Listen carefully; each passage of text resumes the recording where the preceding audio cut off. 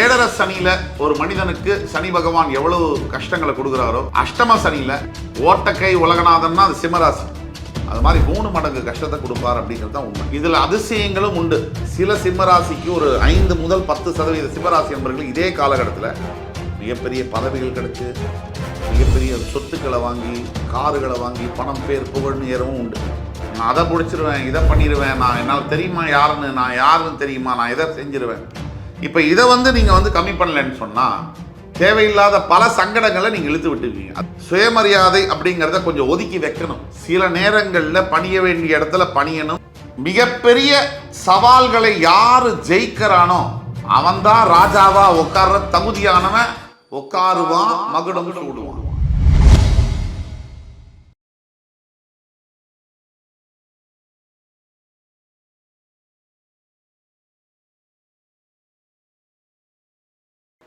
வணக்கம். துணை சப்ஸ்கிரைபர்களையும் எல்லா அன்பு உள்ளங்களையும் எனது நண்பர்களையும் வருக வருக என வரவேற்பதில் பெருமகிழ்ச்சி கொள்கிறேன். வக்ரதுண்ட மகாகாய சூரியகோடி சமப்பிரபக அபிக்னம் குருமே தேவ சர்வகாரியேஷு சர்வதா. தென்னாட்டுடைய சிவனை போற்றி, என் நாட்டவர்க்கும் இறைவா போற்றி. நண்பர்களே, இந்த புத்தம் புதிய காணொலியில் உங்கள் அத்துணை பெயரையும் சந்திப்பதில் மிக்க மகிழ்ச்சி கொள்கிறேன். இன்னைக்கு நம்ம தொடங்க போகிறது ஒரு புது சீரீஸ் ஆஃப் வீடியோஸ். புத்தாண்டு சிறப்பு பலன்கள் 2025. இந்த நிகழ்ச்சியை பார்த்து கொண்டிருக்கக்கூடிய அனைத்து நேயர் பெருமக்களுக்கும் புத்தாண்டு சிறப்பு பலன்கள் வழியாக 12 ராசிகளுக்கான புத்தாண்டு பலன்கள் நமது ஆஸ்ட்ரோவேல் சேனலில் பிரத்யேகமாக சூப்பர் எக்ஸ்க்ளூசிவ் வீடியோஸ். ஒவ்வொரு ராசிக்கும் தெள்ள தெளிவாக வருகின்ற ஆங்கில புத்தாண்டு 2025 எப்படி இருக்க போகுது, அதை பற்றி தான் இந்த வீடியோ சீரியஸில் பார்க்க போகிறோம். 12 ராசிகளுக்கும் பிரத்யேகமான வீடியோஸ், தனித்தனியாக சாதக பாதகங்கள் என்ன, தீர்வுகள் என்ன, இப்படிப்பட்ட வரிசையில் நீங்கள் பார்க்க போகிறீங்க. இந்த வருகின்ற ஆங்கில புத்தாண்டில் 3 முக்கிய நிகழ்வுகள் இருக்கு. அதில் முதலாவதாக வரக்கூடியது சனி பயிற்சி, இரண்டாவதாக வரக்கூடியது குரு பயிற்சி, மூன்றாவதாக வரக்கூடியது ராகு கேது பயிற்சி. இப்படி 3 பயிற்சிகளும் ஒரே ஆண்டில் வருவது ஒரு அபூர்வ நிகழ்வாகும். சனி 2.5 வருஷத்துக்கு ஒரு தடவை பயிரும் பொழுது குரு கண்டிப்பாக ஒவ்வொரு ஆண்டுக்கும் பயிறுவார். ஆனால் ராகு கேது 1.5 ஆண்டுகளுக்கு ஒரு தான் பயிர்வாங்க. ஸோ ராகு கேதுவும் குருவும் சனியும் சேர்ந்து பயிர்வது இந்த ஆண்டின் சிறப்பு அம்சமாகும். இப்படி ஜாம் பேக்கடா கிரக நிகழ்வுகள் மாற்றங்கள் இருக்கக்கூடிய இந்த ஆண்டில் உங்களுடைய வாழ்க்கை எந்த திசையை நோக்கி பயணிக்கப் போகிறது, மிகுந்த கஷ்டங்கள் துயரங்கள் அனுபவிச்சு கொண்டிருக்கக்கூடிய சில ராசி பெருமக்களும், ஓரளவுக்கு பரவாயில்ல நிமிர்ந்து நிற்கக்கூடிய சில ராசி பெருமக்களுக்கும், சூப்பரா போயிட்டு இருக்கு அப்படின்னு சொல்லக்கூடிய ராசி பெருமக்களுக்கும் எந்த மாதிரியான திருப்பங்கள் காத்து கொண்டிருக்கிறது, எல்லாம் நல்லதே நடக்கும், இறைவன் முருகப்பெருமானின் அருளால் அத்தனையும் நல்லதே நடக்கும் என்ற நம்பிக்கையுடன் அத்துணை ராசிக்காரர்களுக்கும் என்ன எதிர்பார்க்கலாம் அப்படிங்கிறத பற்றி பேச போகிறோம். பொதுவாக சனிப்பயிற்சி அப்படின்னாலே நம்ம ஆன்டிசிபேட் பண்ண வேண்டியது, 7.5 சனி வந்தாலோ அஷ்டம சனி வந்தாலோ கட்டாயமாக சில சங்கடங்களை நம்ம எதிர்பார்க்கத்தான் வேணும்.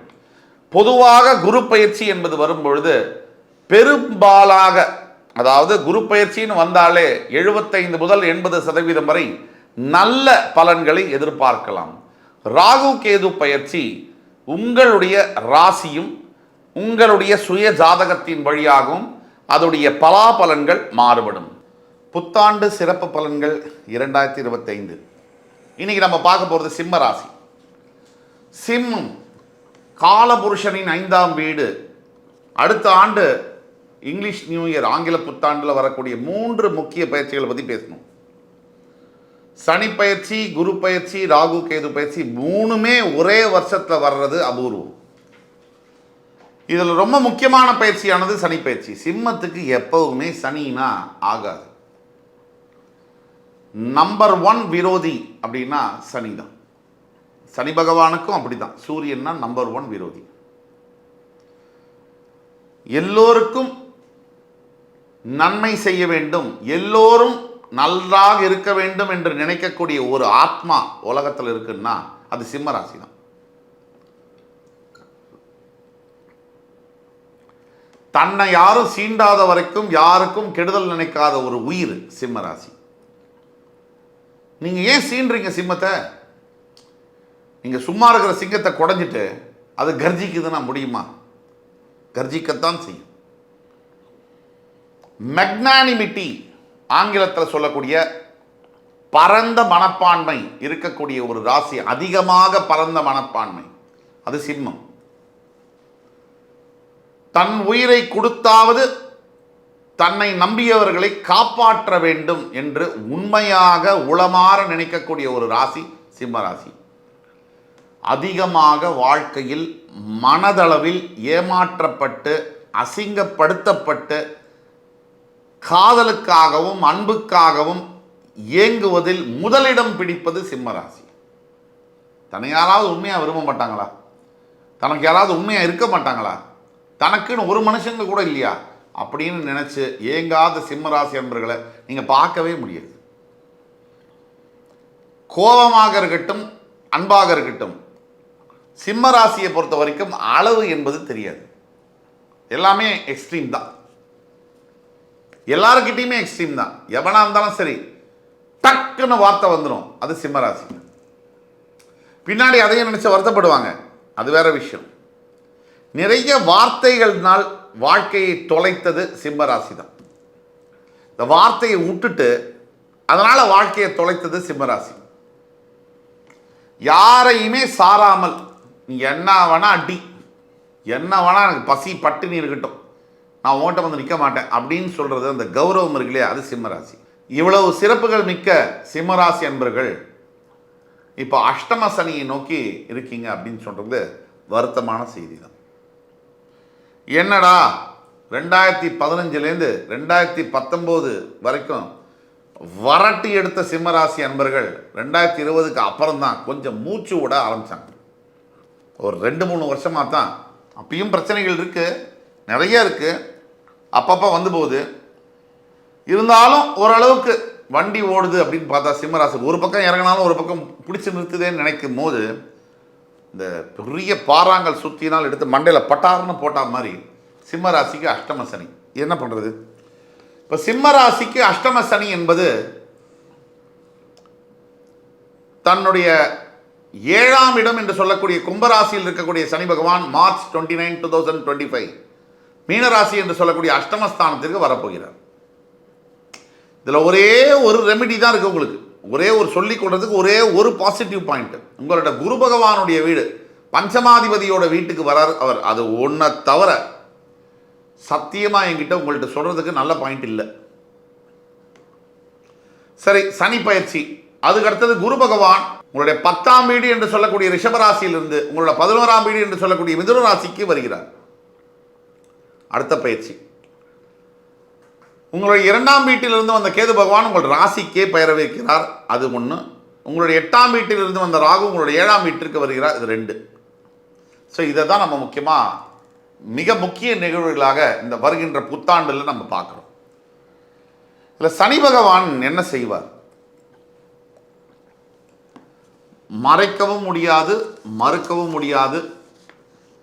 7.5 சனியில் ஒரு மனிதனுக்கு சனி பகவான் எவ்வளவு கஷ்டங்களை கொடுக்குறாரோ, அஷ்டம சனியில் அது மாதிரி 3 மடங்கு கஷ்டத்தை கொடுப்பார் அப்படிங்கிறது தான் உண்மை. இது எல்லா சிம்மராசிக்கும் பொருந்தும். இதில் அதிசயங்களும் உண்டு. சில சிம்மராசிக்கு ஒரு 5 முதல் 10% சிம்மராசி என்பவர்கள் இதே காலகட்டத்தில் மிகப்பெரிய பதவிகள் கிடைச்சி மிகப்பெரிய சொத்துக்களை வாங்கி காருகளை வாங்கி பணம் பேர் புகழ்னு ஏறவும் உண்டு. அது விதி விலக்குகள். விதி விலக்குகள் விதியாக முடியாது.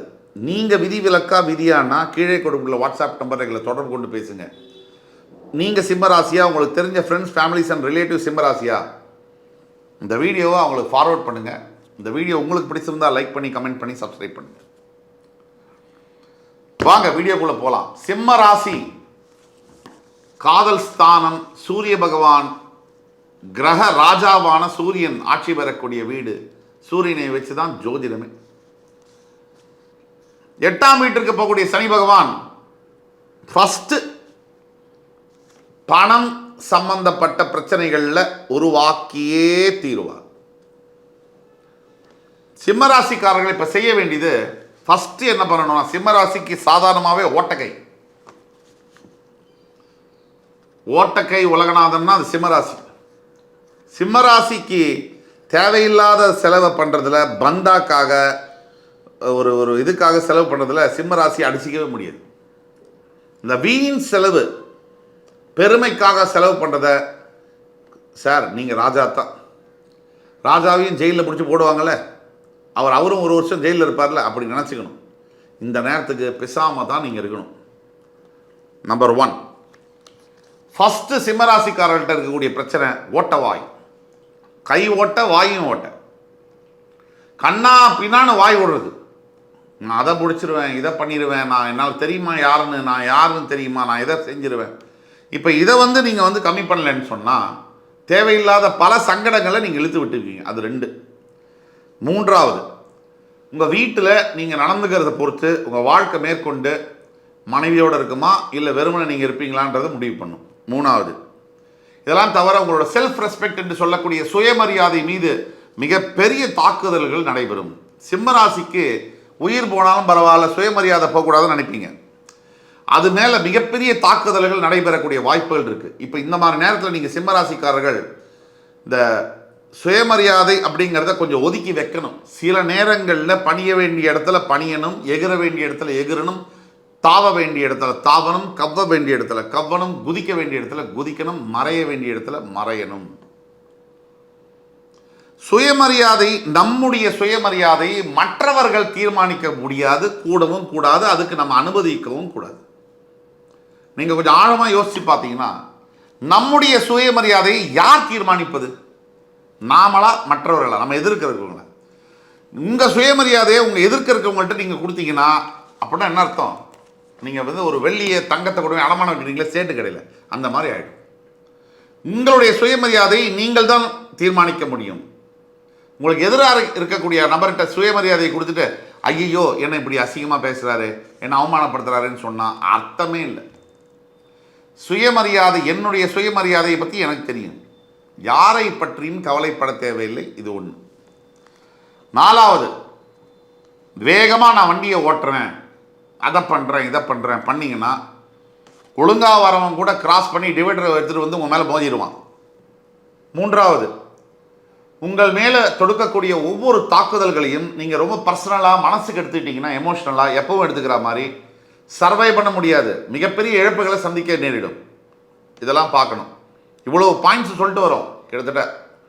அதே மாதிரி சிம்மராசி அன்பர்கள், நீங்கள் எதிர்பார்க்கிற வாழ்க்கையில் மிகவும் எதிர்பார்க்கின்ற உண்மையான அன்பு சாதாரணமாகவே உங்களுக்கு கிடைக்கல. இந்த மாதிரி காலகட்டங்களில் 0 எக்ஸ்பெக்டேஷன் இருக்கணும். உங்களுக்கு எதிர்பார்ப்பு இருக்கக்கூடாது. காதல் மூலியமாகவோ, தாய் தந்தை மூலியமாகவோ, சகோதர சகோதரிகள் மூலியமாகவோ, முக்கியமாக நண்பர்கள் மூலியமாகவோ உங்களுடைய அன்பையும் உண்மையும் எதிர்பார்க்க முடியாது. 4வது, யாரையாவது லவ் பண்ணுறீங்க அப்படின்னு சொன்னால் இந்த மாதிரி அஷ்டமசனி காலகட்டத்தில் உங்களை விட்டு வேறொரு நபரை அவர்கள் என்ன சொல்கிறது செலக்ட் பண்ண நேரிடும். அதெல்லாம் நீங்கள் நினச்சி ரொம்ப பெரிய அளவுக்கு வருத்தம் அடையக்கூடாது. இதெல்லாம் அஷ்டமசனியில் நடக்கும். சார் ஒன்று புரிஞ்சுக்கணும், மிகப்பெரிய சவால்களை யார் ஜெயிக்கிறானோ அவன்தான் ராஜாவா உட்கார்ற தகுதியானவன். உட்காருவான், மகுடம் சூடுவான். எதையுமே செய்யாமல் அந்த மகுடத்தில் உட்கார்றவன், அந்த மகுடமே அவனுக்கு பாரமாக தான் இருக்கும். அதனால் நீங்கள் உண்மையான தகுதியோடு அந்த மகுடத்தில் உட்கார போகிறீங்களா, ராஜ மகுடத்தை ஏற்க போகிறீங்களா, இல்லை என்னமோ தானோன்னு எடுத்துகிட்டு திரும்பி லூஸ் பண்ணிட்டு வர போகிறீங்களா, நீங்கள் தான் தீர்மானம் பண்ணணும். இதெல்லாம் ஒரு பக்கம். பொதுவாகவே எல்லா விஷயத்துலையும் முன்னெச்சரிக்கை தேவை. ரொம்ப ஜாகிரதையாக இருக்கணும். உடல் ஆரோக்கியத்தில் ரொம்ப ரொம்ப கவனமாக இருக்கணும். சிம்மராசியை பொறுத்த வரைக்கும் 185-90 பேர் கண்டதை சாப்பிட்றதுங்கிறது உங்களோட ஹேபிட்டு. தெரு கடையில் இருக்கிறத சாப்பிட்றது, கண்ட ஹோட்டலில் கண்டதை சாப்பிட்றது, கண்ட நேரத்துக்கு சாப்பிட்றது, இந்த விளையாட்டெல்லாம் அடுத்த 2 வருஷம் விளையாடினீங்கன்னா இது வரைக்கும் நீங்கள் சம்பாதிச்ச காசும் போயிடும், வலியும் இருக்கும், ஆஸ்பத்திரியில் வலியும் வரும்.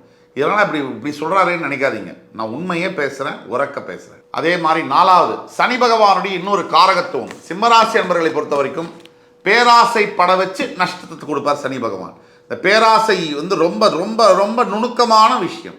நீங்கள் ஜாகிரதையாக இருக்கணும். ஆசையே தப்பு. இப்போ பேராசை ரொம்ப ரொம்ப தப்பு. நஷ்டம் வேண்டாம். எது இருக்கோ எது வருதோ அதை வச்சு இந்த 2 வருஷம் வாழ்க்கையை வாழ நீங்கள் பழகிக்கணும். முக்கியமான ஒரு பாயிண்ட், 10வது பாயிண்ட், இன்வெஸ்ட்மெண்ட்ஸு. ஷேர் மார்க்கெட்டில் போய் இப்போ நீங்கள் பதிவு பண்ணிங்கன்னா இருக்கிறதும் போச்சு பறக்கிறதும் போச்சுன்னு ஆயிடும். ரொம்ப ஜாகிரதையாக இருக்கணும். ஷேர் மார்க்கெட் இன்வெஸ்ட்மெண்ட்ஸை வேண்டாம், வெளியில் இன்வெஸ்ட்மெண்ட்ஸு வேண்டாம். முடிஞ்சால் கோல்டில் இன்வெஸ்ட் பண்ணிட்டு லாங் டேர்ம் இன்வெஸ்ட்மெண்ட்டாக கம்முன்னு இருங்க. எல்லாத்தையும் விட இன்னொரு முக்கியமான பாயிண்ட், வேலை செய்கிற இடத்துல நீங்கள் ஒரு ஆணாக இருந்தால் அங்கே இருக்கக்கூடிய வலிமையான பெண் அதிகாரியோடு உங்களுக்கு சண்டை வரும். நீங்கள் ஒரு ஆணும் ஒர்க்கிங் என்வரான்மெண்ட்டில் மோதிக்கிறதும் ஒரு ஆண் பெண்ணுடைய மோதுறதும் 1000 வித்தியாசங்கள் இருக்கு. ஒரு பெண் சும்மா குரல் கொடுத்தா போகிறோம், HR பாலிசி உங்களுக்கு அகெயின்ஸ்டாக திரும்பும். 15 வருஷம் 20 வருஷம் பெரிய பதவியில் இருந்தால் கூட உங்கள் வேலை 15 நிமிஷத்தில் கூட போகிறதுக்கு வாய்ப்பு இருக்குது. மிகவும் அக்கறையுடனும் ஜாகிரதை. இதெல்லாம் எல்லாமே என்ன, கம்முன்னு இருக்கணும், பேச்சை கம்மி பண்ணிக்கணும், சாப்பாட்டில் கவனமாக இருக்கணும், செலவு பண்ணுறதுல ரொம்ப கவனமாக இருக்கணும், பணத்தை சேமித்து வைக்கணும், அதிகப்படியான புதிய முயற்சிகள் ஈடுபடக்கூடாது. இதெல்லாம் தான் நம்ம சொல்லிகிட்டு இருக்கோம். ஒரு 60 ஆண்டு காலம் 65 ஆண்டு கால வாழ்க்கையில் 2 வருஷம் சும்மா இருந்தால் ஒன்றும் ஆகிடாது. எல்லாம் நல்லபடியாக நடக்கும். சக்ஸஸ் ஆகிறதுக்கு பெரிய அளவில் டைம் தேவையில்லை. தோல்வி அடையிறதுக்கு ஒரே நேரத்தில் ஆகிடும். அதுதான் நீங்கள் ஜாக்கிரதையாக இருக்கணும். அதாவது இவ்வளவும் சொன்னதுக்கப்புறம் பெரிய அளவில் ஏதாவது பிரச்சனை வந்துடுமா அப்படின்னு பயப்பட வேண்டியதில்லை. இந்த பயமே உங்களுக்கு எதிரியாகும். இந்த பயம் என்பதை விடுங்க. நான் தீர்வுகள் என்னன்றதை கடைசியில் சொல்கிறேன், ஃபுல்லாக பாருங்கள். அதே மாதிரி சிம்மராசி அன்பர்களுக்கு முக்கியமாக 10ஆம் இடத்திலிருந்து வந்த ரிஷபராசியிலிருந்து வந்த குரு பகவான் 11ஆம் இடத்திற்கு வரும்போது கண்டிப்பாக எத்தனை துயரங்கள் வந்தாலும் எத்தனை துன்பங்கள் வந்தாலும் ஏதோ ஒரு வகையில் பணம் என்பது வந்து கொண்டே இருக்கும். 1. உங்கள் ராசிக்கு வரக்கூடிய கேது பகவான் பயிற்சியானதுக்கு பிறகு இந்த ஆண்டுடைய 2ஆம் பகுதியில் தேவையற்ற தடங்கல்களையும் தடைகளையும் தாமதங்களையும் கொடுத்தாலும் கூட நீங்கள் நாஸ்திகனாக இருந்தால் கூட உங்களை ஆஸ்திகனாக மாற்றுவார். தெய்வ பக்தியை உங்களுக்கு கொடுத்தே தீருவார். மிகப்பெரிய பார்க்கவே முடியாத அரிய பொக்கிஷமான சில ஆண்டவ தரிசனங்களை உங்களுக்கு தருவார். 7ஆம் இடத்திற்கு வரக்கூடிய ராகுவோடையும் நீங்கள் கேர்ஃபுல்லாக இருக்கணும். 7ஆம் இடத்திற்கு வரக்கூடிய ராகு தேவையற்ற சபலங்களை தருவார். நீங்கள் வேலை செய்யக்கூடிய இடத்துலையா இருக்கட்டும், இல்லை நீங்கள் வேறு படிக்கக்கூடிய இடத்துலையா இருக்கட்டும், டைவர்ஷனை ஏற்படுத்துவார். உங்கள் ராசியை அவர் பார்க்கறதுனால அதன் மூலியமாக தேவையில்லாத காதல் தேவைதான். அதில் தேவையில்லாத காதல்னா ஒத்து வராத, நாளைக்கு வாழ்க்கைக்கு பயன்படாத எதுவுமே தேவையில்லாதது. உங்கள் வாழ்க்கைக்கு எது நல்லது செய்தோ அது தேவை உள்ளது. அதை நீங்கள் பார்க்கணும். உங்களுக்கு நீங்கள் நல்லது செஞ்சுக்குங்க, மற்றவங்களுக்கெல்லாம் அப்புறம் செய்யலாம். நீங்கள் முதல்ல உங்களை கவனிங்க சார், அடுத்த 2 வருஷம். அதனால் தேவையில்லாத சபலம், தேவையில்லாத இது நட்பு, தேவையில்லாத நட்பு காதலாக மாறி பிரச்சனைகளை கொண்டு வரும் என்பதனால் அதெல்லாம் தவிர்க்க வேண்டும். ஆக ஒட்டு மொத்தத்தில் ஆரோக்கியத்தில், பணத்தில், வேலையில், செய்யக்கூடிய புதிய முயற்சிகளில், பேச்சில், நிதானத்தில் கவனங்கள் தேவை. நல்லதுன்னு ஏதாவது இருக்கா? இதுக்கு நடுவில் தான் சில வீடு வாங்கிறது, வாகனங்கள் வாங்கிறது, சில வெளிநாட்டு முதலாக ஃபாரின் ட்ரிப்பு போகிறது, சில பெரிய மனிதர்களுடைய சந்திப்பு நடக்கிறது. இதெல்லாம் இதுக்கு நடுவுலையே நடக்கும். நல்லதும் நடக்கும். ஆக தீர்வு அப்படின்னு நம்ம பார்க்கும்போது முதல் தீர்வானது கண்டிப்பாக முடிஞ்ச வரைக்கும் சிம்மராசியில் பிறந்த அத்துணை நபர்களும் காரைக்கால் பக்கத்தில் இருக்கக்கூடிய திருநள்ளாறில் இருக்கக்கூடிய தர்பாரண்யேஸ்வர ஸ்தலத்துக்கு சென்று நலத்தீர்த்தத்தில் குளித்து சுவாமிக்கு நல்லெண்ணெய் தீபம் ஏற்றி தர்பாரண்யேஸ்வருக்கு அபிஷேகம் செய்து சனீஸ்வர பகவானுக்கு அபிஷேகம் செய்து வெளியில் வரும்போது உடல் வஸ்திரம், அதாவது வஸ்திரங்கள், ஆடை வஸ்திரம் ப்ளஸ் அன்னதானங்கள் செய்து ஏழை எளியோருக்கு எவ்வளவு தூரம் நீங்கள் தர்மங்கள் செய்கிறீங்களோ மிகப்பெரிய அளவில் மாற்றங்கள், நல்ல மாற்றங்களை சனீஸ்வரன் கொடுப்பார்.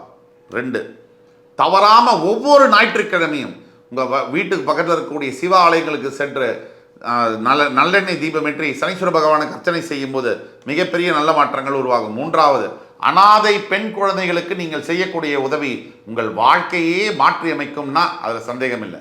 ஆக இந்த வீடியோவை பார்த்து கொண்டிருக்கக்கூடிய என் உயிரினும் மேலான அன்பு சிம்மராசி பெருமக்களே, நிறைய கெடுதல்கள் சொல்லியிருந்தாலும் இதெல்லாம் நீங்கள் ஜாக்கிரதையாக இருக்கணுங்கிறதுக்காக தான் சொன்னதே தவிர உங்களை காயப்படுத்தணும்னோ உங்களை வேணுமிட்டே இது பண்ணணும்னு சொன்னதில்லை. உங்கள் மேலே உள்ள அக்கறையில் சொன்னதே தவிர நான் சொன்ன நல்ல விஷயத்தையும் எடுத்து உங்கள் வாழ்க்கையில் நல்ல பலன்களை பெற்றாக வேண்டும் என்று வேண்டி கேட்டுக்கொண்டு மறுபடியும் உங்கள் எல்லோரையும் சந்திக்கும் வரை உங்களிடமிருந்து விடைபெறுவது உங்கள் சுபாஷ் பாலகிருஷ்ணன். நன்றி, வணக்கம், வாழ்க வளமுடன்.